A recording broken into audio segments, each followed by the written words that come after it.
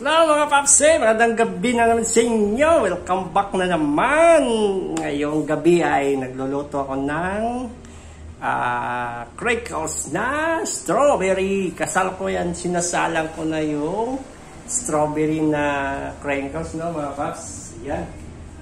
So, niluluto ko na ang aking ginawang strawberry na crinkles. Ayan na siya mga paps. So, ilipat natin sa ibabaw.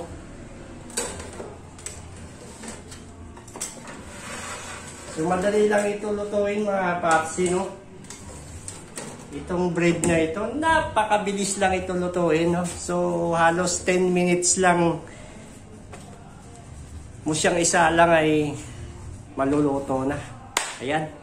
So, hintay tayo ng 5 minutes ulit. So, 5 minutes sa baba, 5 minutes sa taas. Kaya 10 minutes, luto na ang strawberry crinkles.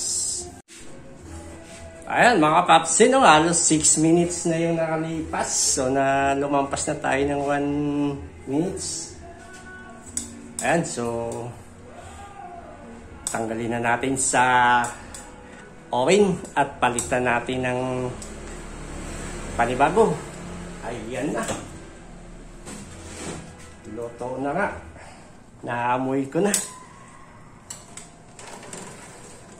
Ayan. Taren! Ito na yung strawberry crinkles. Yummy, yummy.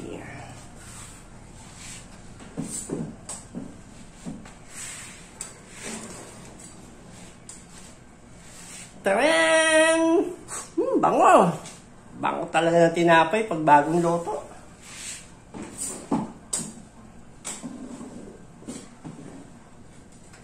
Yan, so salang ulit tayo ng panibago.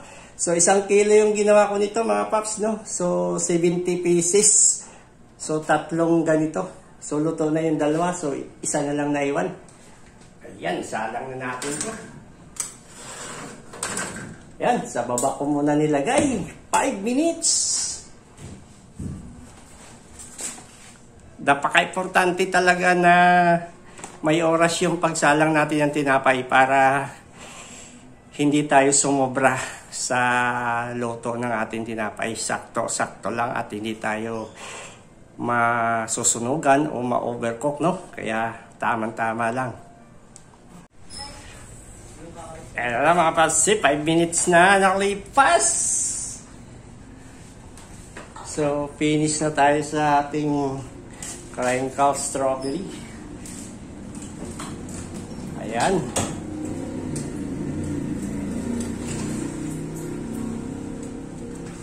Ayan na mga papsi, luto na. Finish na tayo. Nam nam nam.